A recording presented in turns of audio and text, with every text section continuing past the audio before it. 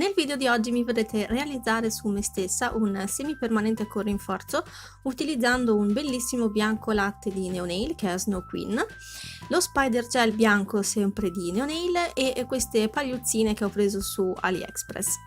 Io vi lascio al video, vi ringrazio come al solito per la visione, se vi piace lasciate un pollice in su e vi aspetto al prossimo video. Ciao!